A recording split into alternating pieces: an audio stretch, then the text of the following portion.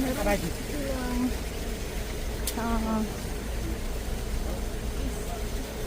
statue dito. Memorandum nila nung war.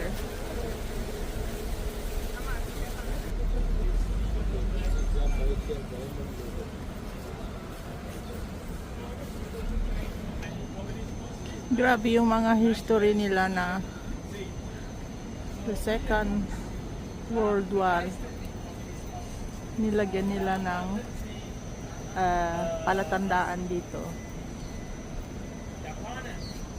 Hindi tayo makapaniwala kung ano talaga ang nangyayari noon. Ito yung paligid dito sa loob.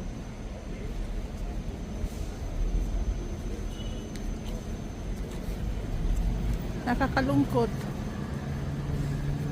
pakinggan. Ito yung grupo namin.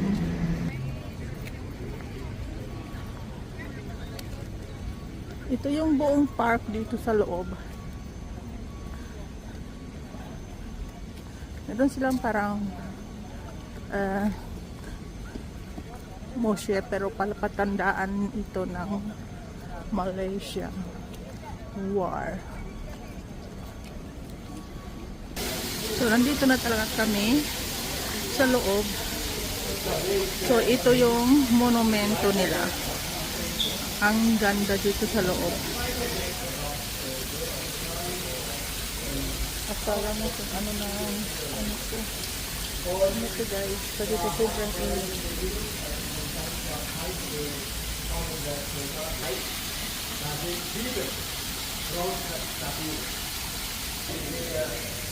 Pupunta kami doon sa gitna para makita ang buong buo.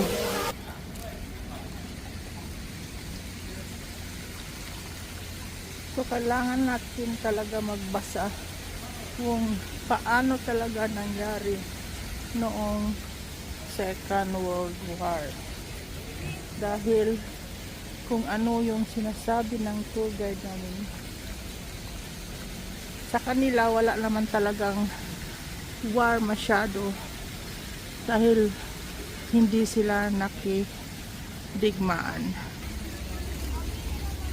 Dito na lang ako, ayaw ko nang bumaba dyan dahil may butas. So makikita din ang sentro nila. Yung building na yan guys, kung merong butas sa gitna, ang ibig sabihin nagdadala na yan ng swerte dahil feng shui kung sa China. So ito yung kaya pala yung flag nila ay may British na halo dahil ang British pala dito noon na colony. Grabe no? Napaka-interesting ang kwento. So mag-ikot kami ngayon dito sa park.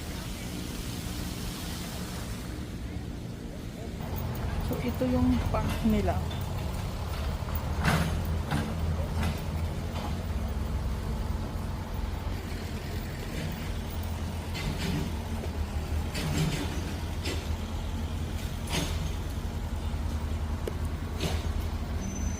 Meron silang sky tower doon, saka yung twin tower nila.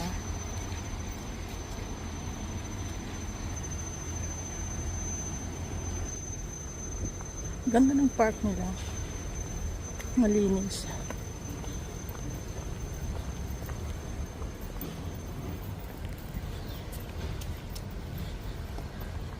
Dami nilang nakatayo ng mga bato dyan, iba-iba yung disenyo. At meron silang magandang kahoy dito.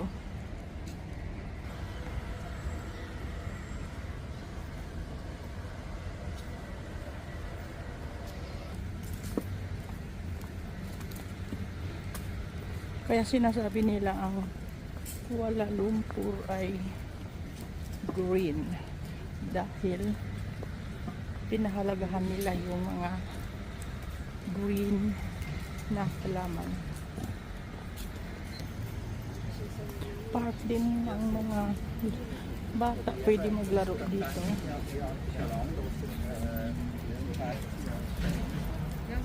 Ang daming mga struktura dito na nilagay nila. Wow! Meron silang type na ang daming water lily. Talaga, Kedoshan. Hindi ko naintindihan, guys.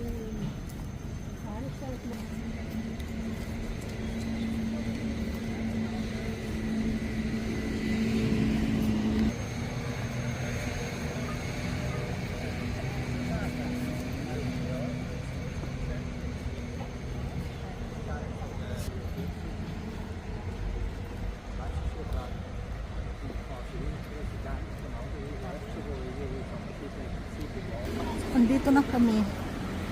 So maghanap ako ng pwedeng makabawas. Andito kami ngayon sa second stop. Ito yung high tower nila. At yung cathedral.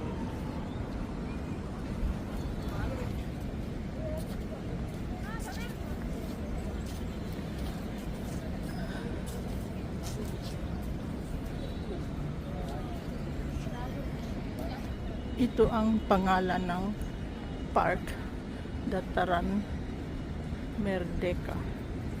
Ito yung paligid. Guys, sa ayaw nyong maniwala guys, sobrang init.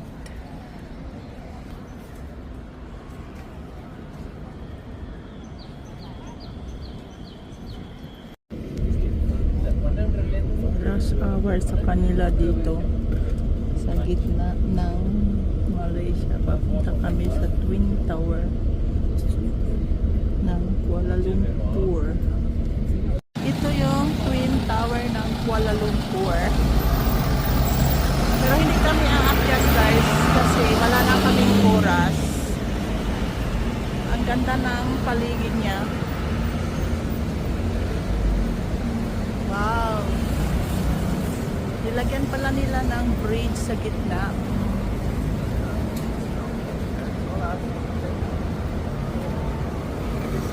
Hindi ako makapaniwala. Mag-enjoy na lang tayo sa view. Sandali lang kasi yung labas namin sa bus kasi papunta na kami ng lunch. Wow!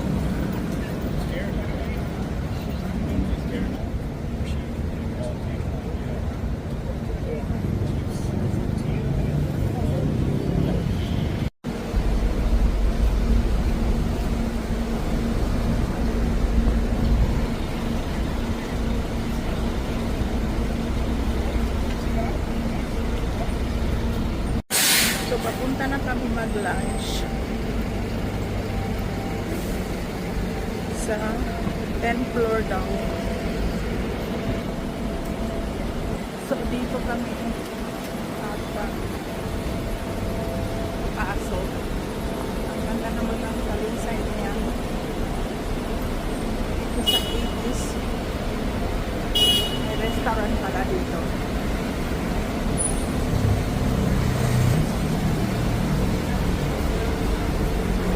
So ito yung restaurant guys.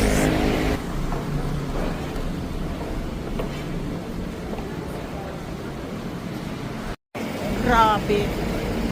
Wala ka talagang masabi. Ang ganda talaga. Ang taas-taas ng mga building niya guys. Ito pala yung bus namin.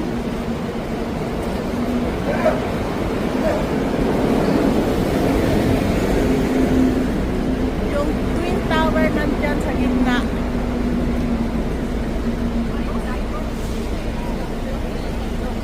At least nakarating ako ng Malaysia.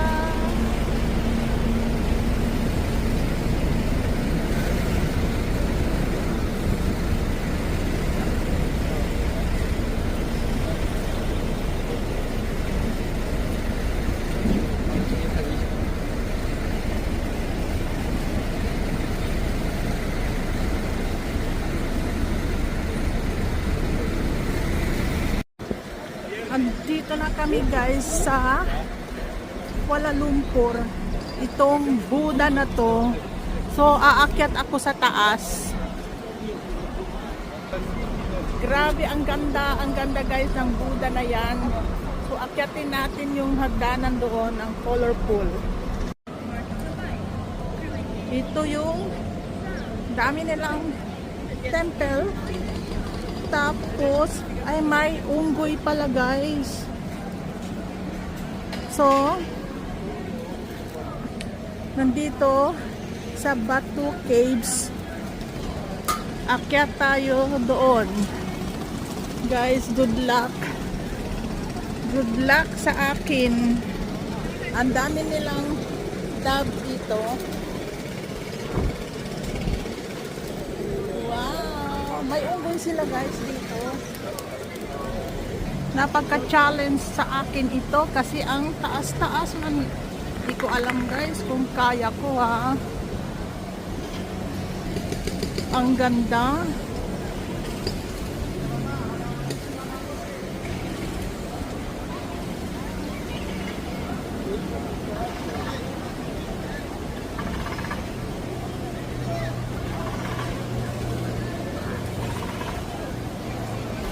My God, akyatin natin guys.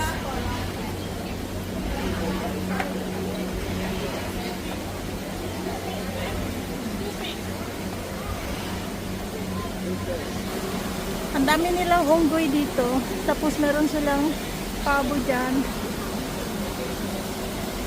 Ako guys, ang ganda. Nandito na ako sa 1/4.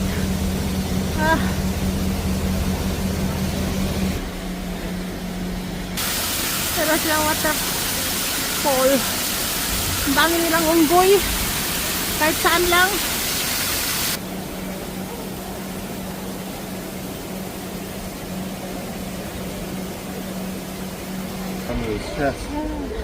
Meron silang baby. Very cute. The small baby is running alone already. Dami nila guys. Ang daming baby oh. Baby yan. Malapit na ako dito sa taas. Grabe. Ang ganda. Gusto niyang nakawin ang telepono ko. Ako guys. Noon nakikita ko ito sa TV lang. Sabi ko sana one day makarating ako dito. Eto na ako guys. Nakarating na ako dito. Ang pinakamalaking Buddha ba yan? Oh, ano yan? Finally, I'm here. Oh my God. Ang ganda. Baka kung pwede papasok tayo dyan.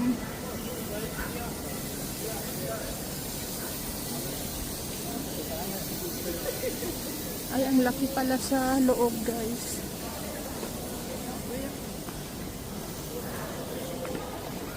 Wow. May mga ibon lumilipad.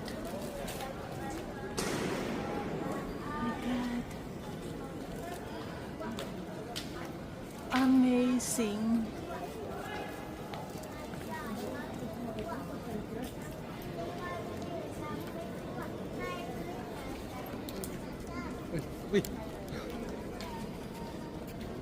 Hindi na ako pupunta doon sa kabila. Dito na lang ako. Kung makita niyo yan, pwede pa doon sa kabila umakyat. Pero hindi na ako aakyat doon. Kung makikita niyo, akala niyo, sinabawan ako. Ito yung mga dekorasyon nila dito.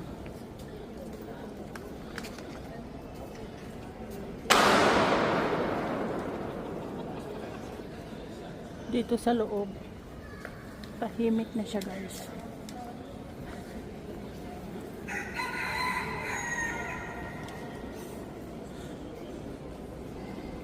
So mag-enjoy na lang sa view.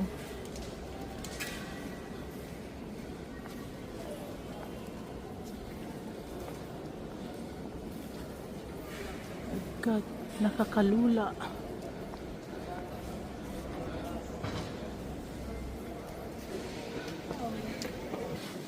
Grabe.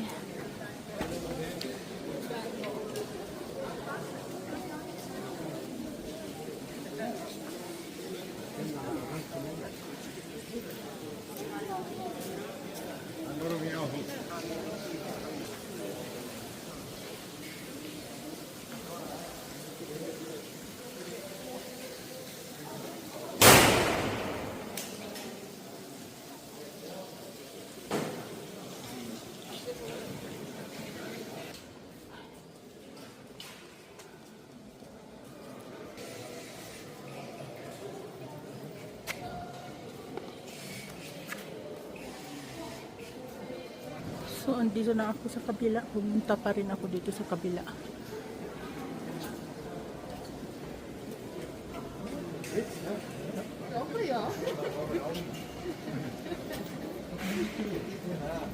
So, nakaakyat pa rin ako doon sa dulo. Salamat naman. Meron silang dalawang manok. O tatlo. Hello!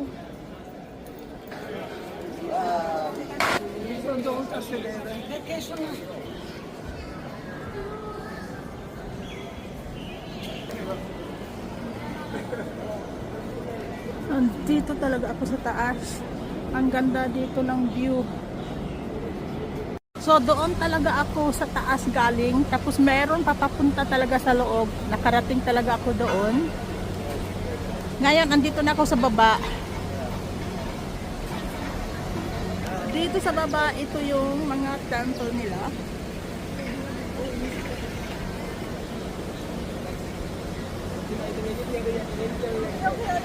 Pero kung alam nyo lang guys kung gaano kainit.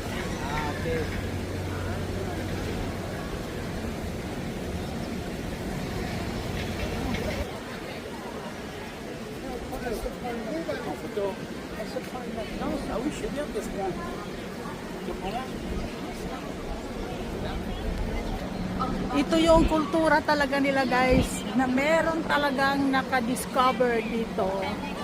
Super nice. Nasa bundok siya. Isipin nyo yan, sa init na yan, ang mga tao talaga na magtiyaga, marating lang ang taas. Ito yung terminal dito sa Kuala Lumpur, Malaysia. Ang pangalan niya ay Port Klang Cruise Terminal. Late na kami guys kasi meron ibang mga bus na hindi pa nakarating, kaya late na yung alis namin. Diyan kami dumaan sa taas. So ito yung building ng Kuala Lumpur dito sa terminal ng cruise ship.